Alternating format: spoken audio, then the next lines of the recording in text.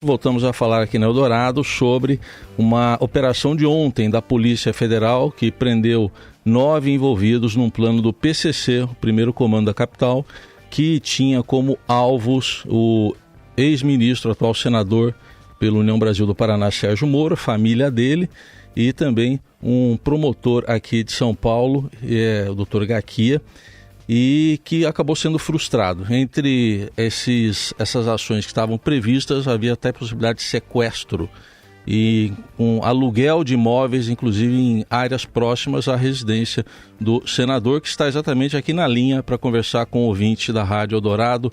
Senador Sérgio Moro, um bom dia. Bom dia, é um grande prazer estar falando aqui com a Eldorado. Um abraço a todos os ouvintes, ao Felipe, a Carol, o Heisen. Obrigado. Carol está aqui ao meu lado e também o nosso colunista Felipe Moura Brasil. Bom dia, Felipe, bem-vindo. Salve, salve, Heisen, Carol, Sérgio Moro, vamos com tudo. Senador, queria inicialmente saber do senhor como chegou ao seu conhecimento essa preparação, esse plano do PCC em relação ao senhor, como é que o senhor reagiu e como que o senhor acompanhou esses dias aí envolvendo essa investigação toda? Olha, por volta do final de janeiro, eu fui informado pelo Ministério Público de São Paulo. Eles têm um núcleo de investigação em relação ao crime organizado e também pelo Procurador-Geral de Justiça, o Mário Sarrubo, de que havia sido detectada essa informação a respeito de um plano. Isso me foi informado de imediato. Nós provocamos aqui o aparato de segurança, que envolvia tanto a mim como também a minha família, algo assim bastante assustador. E, ao mesmo tempo, a Polícia Federal iniciou uma investigação para desmantelar esse grupo específico. Claro que a gente fica assustado, mas o que eu pensei foi, olha, precisa fazer alguma coisa. Se o crime organizado vem para cima de você, você tem que reagir. Você não pode ficar apenas como uma vítima, como a gente fez lá no passado. Então eu preparei nesse período, resgatei um projeto que eu já tinha minutado no passado, para a gente fortalecer a proteção às autoridades, aos agentes da lei que são ameaçados pelo crime organizado, para permitir que eles possam fazer o trabalho deles sem retaliação. E aí apresentei ontem esse projeto, juntamente com a deflagração da operação.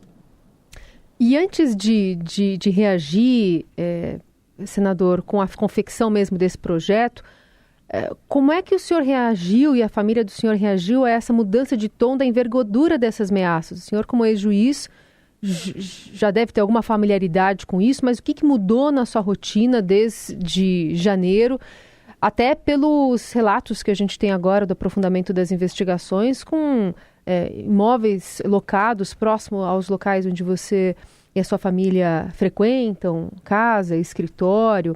Como é que foi recebida essa notícia e o que mudou desde então? Carol, eu vi com muita tristeza tudo isso. Eu, na verdade, fui juiz por 22 anos, depois ministro da Justiça, e a gente estaria um pouquinho acostumado com proteção, com segurança. Eu já tive que utilizar segurança anteriormente. Lá por 2007, eu tive um processo contra o Fernandinho Beiramar e a quadrilha dele, na qual a gente teve a mesma aparato de segurança. Mas naquela época meus filhos eram muito pequenos. Então a gente conseguia até amenizar, contando ali uma história para dourar a pílula, que não era bem verdadeira, mas eram crianças. Então na época, por exemplo, eu disse a eles que o pai deles tinha ganho um prêmio por ser um bom juiz e andar como motorista da Polícia Federal por um tempo. Agora eles já são mais velhos, então isso realmente causa um impacto. Isso não deveria acontecer, né? Porque tanto como juiz como também ministro, eu cumpri o meu papel, eu cumpri a lei, apliquei a lei, nunca foi nada pessoal, seja nesses casos de corrupção, seja nesses casos envolvendo o crime organizado. Mas eles são muito fortes, eu tenho muito orgulho dos meus filhos, também da minha esposa, né, a deputada Rosângela Moro, inclusive eleita por São Paulo, pela resiliência, né, e eu sinto às vezes só o peso, né, de trazer essas situações para eles. Felipe? Senador, o senhor recebeu algum tipo de detalhamento sobre o plano do PCC, no sentido de que era de matar o senhor ou de sequestrar tanto o senhor quanto eventualmente a sua esposa, a deputada federal Rosângela Moro, ou uma filha, porque o próprio promotor de justiça de São Paulo, Lincoln Gaquia, ele já afirmou que o plano partiu do setor de homicídios do PCC, que é chamado de setor de sintonia restrita. Mas há informações sobre tentativa de assassinato, sobre possibilidade de sequestro para uso da refém ou do refém em troca da libertação do Marcola. O que o senhor sabia exatamente, precisamente a respeito disso? E qual é a importância da transferência de líderes de facções criminosas para presídios federais? Isso incomodou essa facção? Felipe, hoje as lideranças do crime organizado, o que elas temem é ser transferidas para presídios federais de segurança máxima. Não tem fuga, não tem celular e toda a comunicação com o mundo externo é monitorada. Pelo menos foi isso que nós garantimos durante o meu período de gestão como ministro da Justiça. E aí nós transferimos aquelas lideranças do PCC, as maiores, fomos atrás também para prender a segunda maior liderança, que era um indivíduo chamado Fuminho, prendemos ele lá na África, no final do meu período de gestão no Ministério da Justiça, e eles estão lá. Para ter uma ideia, quando surgiu a proposta de um plano para resgatar uma dessas lideranças em Brasília, o presidente, a meu pedido, decretou a GLO, botou um tanque na frente do presídio, porque mesmo no Presídio Federal de Segurança Máxima, havia um plano que poderia até colocar em risco a vida dos policiais penitenciários, e a gente reagiu com a intensidade necessária. Eu espero que isso não acabe. Agora, é engraçado, né? Quando falam nesse departamento de homicídio do PCC, eu lembro do departamento de propina da Odebrecht. No fundo, o que a gente tem que fazer? A gente tem que combater a criminalidade, né? O Brasil tem que vencer o crime, o Brasil não pode ser vencido pelo crime. E a gente tem que reagir. Eu não tenho as informações todas detalhadas, Felipe, sobre esse plano criminoso, porque eu sou a vítima, não participei das investigações, recebi, sim, informações à medida do necessário para que eu pudesse me preparar e me proteger, mas agora que a operação foi deflagrada, eu vou atrás dessas informações para tê-las em detalhes. Elogiei ontem o trabalho da Polícia Federal, da Polícia Legislativa, que deu a proteção aqui, PM de São Paulo, PM do Paraná. Nós precisamos de uma união contra o crime organizado suprapartidária, e a ideia do projeto foi exatamente essa. Senador, mais cedo a gente lembrou um pouco aqui até do surgimento do PCC. Eu, na época, até cobri, a gente perguntava para o secretário de Administração Penitenciária da época, o senhor João Benedito Azevedo Marques, e ele dizia que era uma ficção, que não existia essa facção criminosa. Na visão do senhor, pela sua experiência até como juiz, o que permitiu esse crescimento do PCC para se chegar ao estado atual e o que fazer para reverter isso efetivamente? A falta de transferência das lideranças do PCC após aqueles atentados em São Paulo foi uma causa do fortalecimento da organização, porque manda um recado, né, para o mundo do crime. Eles fizeram tudo aquilo para não serem transferidos para presídios federais, não foram, e o recado é dado: olha, o Estado não tem coragem de mexer com o crime organizado. E o Estado, a sociedade, é muito maior do que o crime organizado, muito maior. É só uma questão de mobilização das forças para que nós possamos vencê-los. É como a questão também, desculpa puxar um pouquinho para esse lado, do combate à corrupção. Se a gente quiser ter vontade política, se a gente tem vontade política, a gente consegue resolver essas questões. Nada supera aí a vontade de uma sociedade democrática. Mas quando você mostra fraqueza, e isso não pode acontecer, quando você mostra fraqueza, aí você abre brechas para o fortalecimento dessas forças sombrias do crime organizado. Senador, houve muita politização da investigação da Polícia Federal, vinculando uma fala do presidente Lula à organização criminosa que planejava esse ataque, algumas vindas, inclusive, do ex-presidente Bolsonaro. Só que nas manifestações de ontem o senhor evitou ir por esse caminho. Qual que é a sua interpretação especificamente sobre essa associação? Primeiro, eu lamento as declarações do presidente da República. Na terça-feira, ele fez declarações que ferem a liturgia do cargo. se tivesse sido o presidente anterior, ele tinha sido execrado com muito mais intensidade do que foi o presidente Lula. Quando ele faz esse tipo de afirmações, né, que gostaria de me vamos dizer assim, e quer se vingar de mim, ele acaba me colocando numa situação de vulnerabilidade. E também, de certa maneira, a minha família. Que não é esse ambiente político que nós queremos aqui para o país. Tá? Então, dito isso, eu reprovo essas afirmações, mas o que eu espero agora? Qual que é a minha expectativa? Uma forma de se redimir em relação a isso, eu gostaria de ter o apoio do presidente da República para o meu projeto.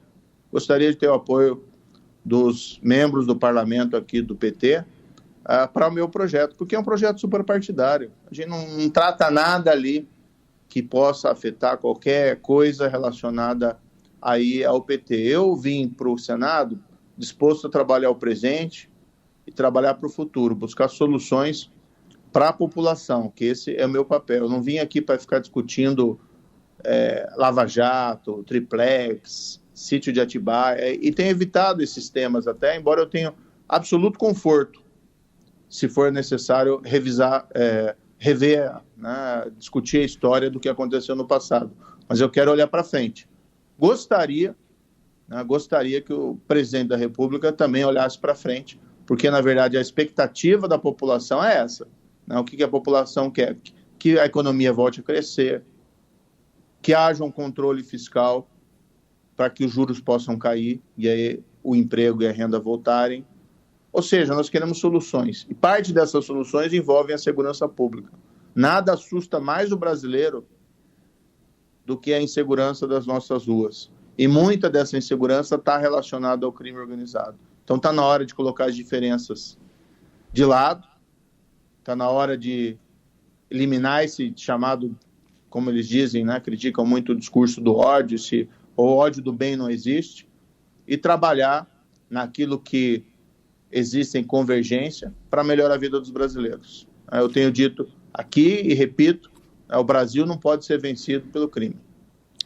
Senadora, a gente está vendo aí nessa repercussão do caso tentativas de membros do governo, do PT ou alinhados ao governo de se vangloriar pela investigação que foi feita pela Polícia Federal, que não é de governo algum, ela é um órgão de Estado, cujos agentes, obviamente, têm o dever de combater o crime organizado, podendo até incorrer em crime de prevaricação, caso eles se omitam diante de ameaças contra qualquer cidadão brasileiro. Então, o atual ministro da Justiça, Flávio Dino, evidentemente veio a público falar de detalhes, criticou a politização de uma investigação séria, mas ele próprio afirmou que o que nós fizemos foi cumprindo a lei e proteger a vida do nosso adversário.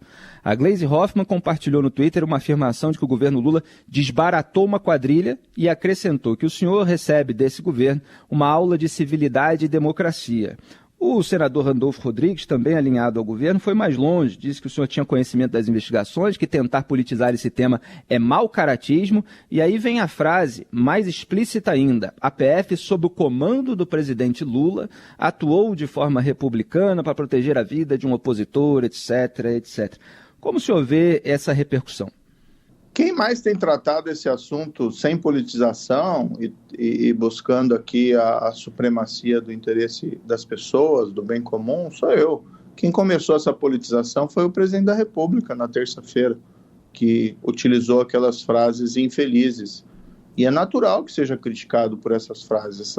Essa frase é inaceitável dentro aí de um regime democrático e de uma relação de respeito com o parlamento. Quando vem a essas autoridades, né, políticas do governo, é engraçado, né, que é a solidariedade, mas a solidariedade não passa, não perdem a oportunidade de atacar ao mesmo tempo ou de criticar. Eu, sinceramente, não entendo muito bem esse tipo de solidariedade. Eu, sinceramente, acho que a Polícia Federal merece elogios, sim. Nós temos um corpo da Polícia Federal extremamente qualificado. Agora, ela cumpriu o dever legal dela, não me fizeram nenhum favor, o governo atual não me fez nenhum favor. E quando eles ficam colocando por esse lado, né, criticando ao mesmo tempo em que prestam solidariedade, eu sinceramente acho que falta aí sim, aí vou me utilizar a frase de um deles, aí falta, sim, algum patamar civilizatório que nós talvez tenhamos que alcançar. Mas, Felipe, o importante nesse momento é olhar para frente. Esse projeto que eu apresentei, ele criminaliza o planejamento de atentados contra agentes da lei, porque a gente pode fazer um paralelo com o terrorismo. Não vai esperar um avião bater no World Trade Center para reagir. Não vai esperar decolar. O planejamento, desde que seja um planejamento sério e não um planejamento em guardanapo, né? Mas o que a gente viu nesse caso é que eles estavam alugando casas, já tinham carros, já tinham gastos, ou seja, já tinha todo um aparato mobilizado para cometer crimes gravíssimos. Isso tem que ser punido na legislação. E o que eu faço isso não é para me proteger, é para proteger os agentes da lei, juízes, policiais, jurados, promotores, até advogados envolvidos nessa batalha. E também ali coloquei no projeto algumas medidas para proteção de policiais e juízes e promotores, né? Hoje nós não temos com clareza na legislação um dispositivo legal que diz que os policiais têm o direito de serem protegidos quando estão ameaçados pelo crime organizado. Para mim isso é um absurdo. Nós estamos tentando corrigir essa falha. Então, para cima desse debate político, dessa briga política, que eu vou continuar sendo oposição, eu quero construir aí algo importante para proteger as pessoas. Senador, desculpa, perdão, Felipe, Reis, pois não. O ponto que ele falou, só uma ressalva, desculpa interromper a ordem, mas, claro. Senador, em relação ao planejamento de ataques contra autoridades, não há ainda uma previsão legal clara para punir isso, para responsabilizar quem faz esse tipo de plano como esse contra o senhor? Não há. O que acontece em relação a esses ataques atuais é que essas pessoas ali, elas estão já incursas em vários crimes, são criminosos profissionais. E existe também ali, claros, pelo que eu vi no noticiário, claros sinais de lavagem de dinheiro e provas de que integram organizações criminosas. Mas nós não temos um regramento claro para criminalizar esse tipo de atividade, que ela é essencial porque permite a intervenção da polícia no momento anterior ao início da execução do crime, manda um recado à criminalidade, e eu tomei o cuidado de prever ali nesse projeto que começa cumprindo a pena em presídio federal, que é o que o crime organizado hoje tem medo. O senhor, isso é impressionante que não haja ainda um regramento. O senhor coloca lá no projeto uma pena de 12 anos de prisão para quem fizer esse tipo de planejamento. E o senhor acabou de fazer um gesto político aí de dizer que tem que ser uma união suprapartidária. O senhor está estendendo a mão aí ao presidente Lula nesse aspecto e ao PT também para irem com o senhor nesse projeto? O senhor está estendendo a mão? Eu gostaria, né? Falei ontem na tribuna, eu acho que seria um gesto necessário, porque o projeto, modéstia à parte, é bom, é importante para proteger os agentes da lei, inclusive a polícia. 2, diante do contexto que nós vimos essa semana, daquelas frases infelizes do presidente, né, dos atos de vingança, seria um gesto necessário, porque palavras, elas, muitas vezes, se não estão acompanhadas dos gestos, elas são destituídas de significado. Eu coloquei esse projeto ontem, protocolei, não quis protocolar antes porque achei que poderia, de alguma forma, implicar num vazamento de que teria essas ameaças, né, para a criminalidade. Vai à Comissão de Segurança da Câmara, já conversamos com os integrantes, eu acredito que tem grandes chances de ser aprovado, claro que a gente não tem aqui uma bola de cristal e tem que respeitar as divergências, mas tem grandes chances de nós conseguirmos, desde que haja uma convergência e desde que essas animosidades artificiais sejam deixadas de lado, nós temos grandes chances de aprovar. Eu tenho dito, até falei ontem, né, na tribuna, quando você combate a corrupção, eles tentam te matar com mentiras. E quando você combate o crime organizado, eles tentam te matar de verdade. Então vamos deixar as mentiras de lado sobre o que aconteceu no passado e vamos trabalhar o presente e o futuro para a gente proteger aqui as pessoas e os agentes da lei. E por parte do governo, desde ontem o senhor já recebeu algum tipo de apoio? Ontem diversos parlamentares que fazem parte da base do governo, durante os discursos no Senado, me apartearam, né, durante meu discurso na tribuna e prestaram solidariedade. E eu coloquei ao final que agradecia essa solidariedade, eu acho ela importante, mas pedia também respeitosamente o apoio ao projeto, como gesto que deve acompanhar as palavras de solidariedade. E o senhor deve manter algum tipo de contato com o ministro Flávio Dino, que seja para as investigações ou que seja para afinar esse projeto também? Eventualmente. Nós temos os representantes também do governo aqui dentro do parlamento e nós já conversamos ontem, já mostramos o projeto e vamos aguardar aqui os desdobramentos. O senhor, só para lembrar, o senhor teve um embate aí quando o senhor foi ministro, a questão do COAF, que é um organismo importantíssimo aí de investigação. Como é que o senhor vê essa atuação para se chegar ao que abastece os grupos criminosos, que é o dinheiro, o financiamento deles? Como é que o senhor vê hoje esse combate? Nós temos que intensificar o combate e a investigação da lavagem de dinheiro. Quando o COAF foi transferido no governo anterior da Fazenda para a Justiça, a ideia principal é essa, que nós ouvimos reclamações de que era difícil o contato entre o COAF e essas forças de investigação, principalmente no combate ao crime organizado. Houve todo aquele imbróglio envolvendo o COAF. Hoje o COAF foi deslocado ao Ministério da Fazenda por conta de uma medida provisória e eu me manifestei contra. Eu apresentei uma emenda, a MP 1158, para mantê-lo junto ao Banco Central. Por quê? Porque o Banco Central hoje tem autonomia, não tinha na minha época. A autoridade monetária, com essa autonomia, é o local no qual o COAF fica melhor protegido contra eventuais tentativas de interferência política partidária. Eu não estou dizendo que elas vão ocorrer, não estou desconfiando do ministro Haddad, mas quando você constrói instituições, você vai tentar construir a melhor estrutura para evitar o pior, pensando que o pior pode acontecer. Então, hoje, ele ficaria muito mais protegido junto ao Campos Neto, lá no Banco Central, do que junto ao Ministério da Fazenda, que está sujeito, sim, a inflexões político-partidárias. Veja o que a gente está vendo aí com esse chamado arcabouço fantasma, né, que tem sido prometido, mas não tem sido apresentado. Aparentemente, o Haddad até fez um arcabouço e apresentou ao presidente, mas, ao que tudo indica, o presidente não gostou. Ou seja, o trabalho dele fica sujeito a interferências, né, decisões do presidente.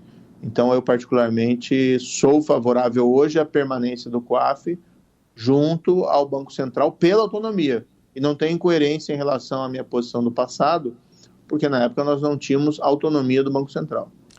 Nós ouvimos aqui na Rádio Eldorado o senador pela União Brasil do Paraná, Sérgio Moro, falando sobre esse caso das ameaças, né, do atentado até planejado contra ele pelo PCC e descoberto e frustrado pela Polícia Federal. Muito obrigado pela atenção, até uma próxima oportunidade. Muito obrigado e tenham todos um bom dia.